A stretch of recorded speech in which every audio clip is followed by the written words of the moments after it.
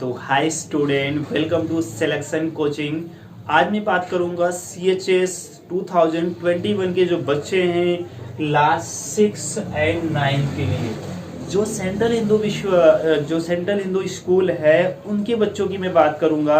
आज मैं बात करूंगा हिंदी सब्जेक्ट की, जो उसका एक सब्जेक्ट है जिससे 20 क्वेश्चन आते हैं, चाहे वो आप क्लास 9 ले लीजिए, चाहे आप क्लास 6 ले लीजिए बच्चों। और हम लोग आज देखेंगे हिंदी का परिचय। ठीक है, हम लोग हिंदी का ये फर्स्ट वीडियो होगा बच्चों। अगर पसंद आए तो वीडियो को जरूर आप लाइक करें, और चैनल नए हो तो चैनल को जरूर सब्सक्राइब करें। आइए हम लोग देखते हैं हिंदी का परिचय क्या है जी। पहले बात करते हैं बच्चों, ये हिंदी शब्द आया कहाँ से, ये कहाँ से आया। तो कहेंगे सर ये आया कहाँ से, तो हिंदी शब्द जो है हिंदवी शब्द से बना है। हिंदवी शब्द से, इसको बोलते हैं हिंदवी शब्द से बना है। ये फारसी भाषा से आया, फारसी। ठीक है, इसका मतलब हिंदी जो है फारसी भाषा का शब्द है। हिंदी जो है किसका शब्द है, हिंदी जो है हिंदवी शब्द से बना है। ठीक है, और हिंदी कहाँ से आया, हिंदी जो है फारसी भाषा का शब्द है। किस भाषा का शब्द है, तो आपका आंसर आएगा बच्चों कि ये है फारसी भाषा का शब्द है हिंदी। अब हम लोग देखते हैं हिंदी के बारे में और सारी जानकारी लेते हैं। ठीक है, तो हिंदी की भाषा की मैं बात करूं, सबसे पहले जो हमारी मूल भाषा है बच्चों, मूल भाषा ये किस परिवार की भाषा है, पहले ये अगर देखें बच्चों तो भारूपी भाषा का प्रतीक है। भारूपीय,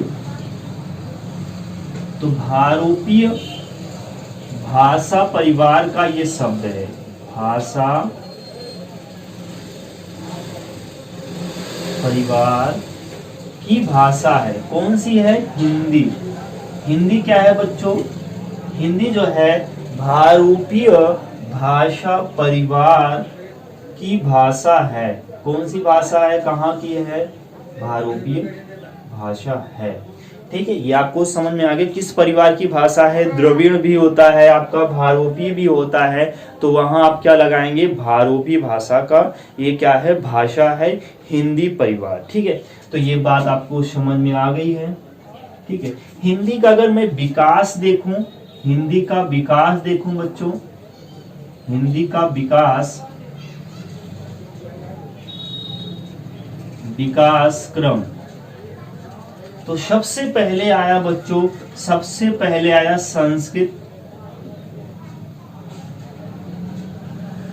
जो आपकी मूल भाषा भी बोली जाती है, मूल भाषा भी बोली जाती है। संस्कृत से आया आपका क्या, संस्कृत से आया क्या, संस्कृत से आया पाली, संस्कृत बात आया पाली।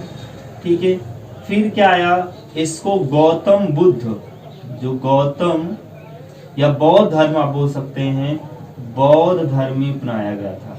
किस धर्म में अपनाया गया था, बौद्ध धर्म में अपनाया था ये भाषा, बौद्ध धर्म में भी यूज किया जाता था। पाली के बाद बच्चों आया प्राकृत, प्राकृत, प्राकृत आया। फिर क्या आया बच्चों, अपभ्रंश आया, और इसको जैन धर्म वाले अपनाए थे, जैन धर्म। जो भी ग्रंथ लिखे गए इसी धर्म में, इसी लैंग्वेज में लिखे गए, इसी भाषा में लिखे गए। तो अब इसके बाद क्या है, अपभ्रंश, अपभ्रंश। फिर आपका भाषा आता है बच्चों हिंदी। इसका मतलब हिंदी का कोई अगर कालक्रम पूछेगा बच्चों, इसके विकास क्रम को पूछेगा, तो आप बताएंगे हिंदी जो है संस्कृत भाषा से बनी। संस्कृत से आया पाली हुआ, पाली से प्राकृत बना, प्राकृत से अपभ्रंश, अपभ्रंश से हिंदी। तो आपको अगर ये कार्यक्रम क्वेश्चन आ जाए तो आपको बता देना है, आंसर यही लगा देना है। आई होप आपको ये चीजें पसंद आ रही है बच्चों, तो तुरंत जाके लाइक कर दीजिए, नए हो तो चैनल को जरूर सब्सक्राइब कर लीजिए। अब आपको विकास क्रम पता चल गया बच्चों। अब मैं समझूंगा इसकी जो लिपि होती है वह कौन सी लिपि है। अगर मैं हिंदी की लिपि से बात करूं बच्चों, तो लिपि में बात करूंगा तो देवनागरी लिपि, देव नागरी लिपि,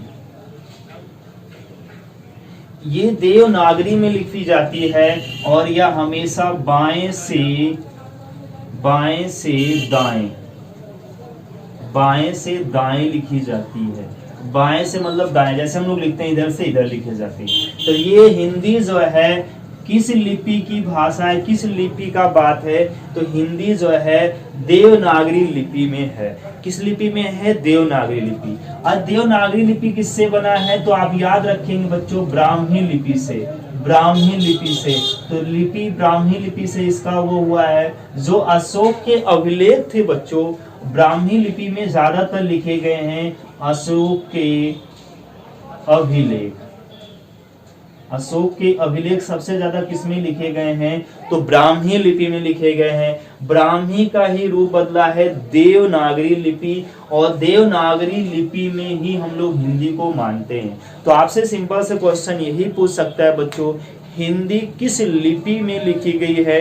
हिंदी की कौन सी लिपि है? तो आपका आंसर आएगा देवनागरी लिपि। कौन सा आंसर आएगा बच्चों? देवनागरी लिपि आएगा।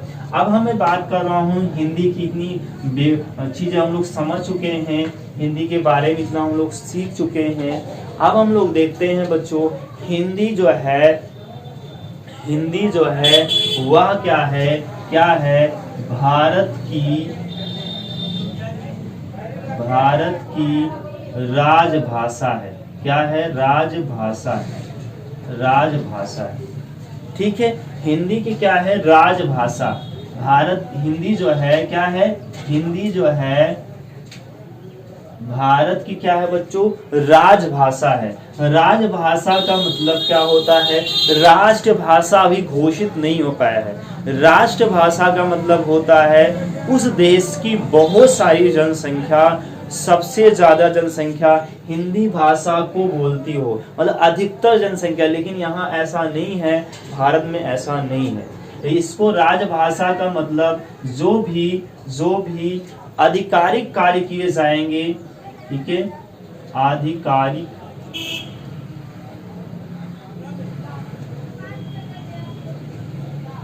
कार्य हिंदी में ही किए जाएंगे, ऐसा किया गया। लेकिन अभी भी हम लोग अंग्रेजी को ज्यादा महत्व देते हैं, ठीक है, अभी भी हम लोग उसको चलन में रखे हैं, ऐसा है। तो आप याद रखेंगे, हिंदी क्या है? भारत की राष्ट्रभाषा नहीं है, ध्यान से सुनना, राजभाषा है। क्या है? राजभाषा। जैसे उत्तर प्रदेश की राज्य भाषा क्या है? उत्तर प्रदेश की अगर मैं बात करूं बच्चों, उत्तर प्रदेश की राज्य भाषा क्या है? तो आप कहेंगे उत्तर प्रदेश की राजभाषा पहले तो हिंदी थी, अब एक और लैंग्वेज हो गई है जिसको उर्दू भी है। तो एक उर्दू भी हो गई है, पहले सिर्फ हिंदी थी और ये जो है आपका इस समय उर्दू भी हो चुका है। दो राज्य भाषा हैं ये उत्तर प्रदेश की राजभाषा क्या? राज्य भाषा, और ये राजभाषा मतलब राजकाज की भाषा, ऐसा बोला जाता है। चलिए इतना हम लोग समझ लीजिए, ठीक है। तो हिंदी के बारे में हम लोग मोटी मोटी चीज समझ चुके हैं। हिंदी के बारे में ये हम लोग इंट्रोडक्शन ले लिए हैं। अब हम लोग नेक्स्ट वीडियो में इसके बारे में और अच्छे से समझेंगे कि किस अनुच्छेद में इसको मान्यता मिली। हाँ, एक चीज और समझ लीजिए, हिंदी को मान्यता कब मिली? संविधान में मैं थोड़ा सा ये बता देता हूँ।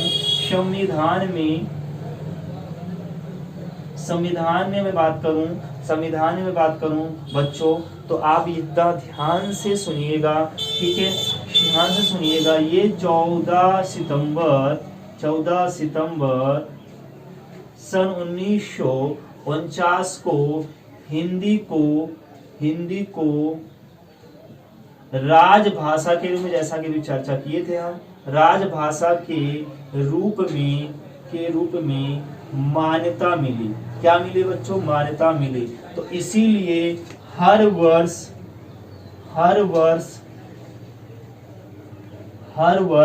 14 सितंबर को किस दिवस के रूप में मनाते हैं? 14 सितंबर को हिंदी दिवस के रूप में मनाते हैं। हर वर्ष किस रूप में मनाते हैं? हिंदी दिवस। किस रूप में? हिंदी दिवस के रूप में मनाते हैं हम लोग, इसीलिए क्योंकि इसी दिन इसको मान्यता मिली थी बच्चों, ठीक है। आई होप आपको ये सारी चीज़ पसंद आया हो। अब हम लोग देखेंगे, ये तो इंट्रोडक्शन क्लास था, इसके जानकारी थोड़ा सा हिंदी के बारे में हम लोग शब्दों को समझे हैं। अब हम लोग समझेंगे जो नेक्स्ट वीडियो में वो भाषा के बारे में समझेंगे।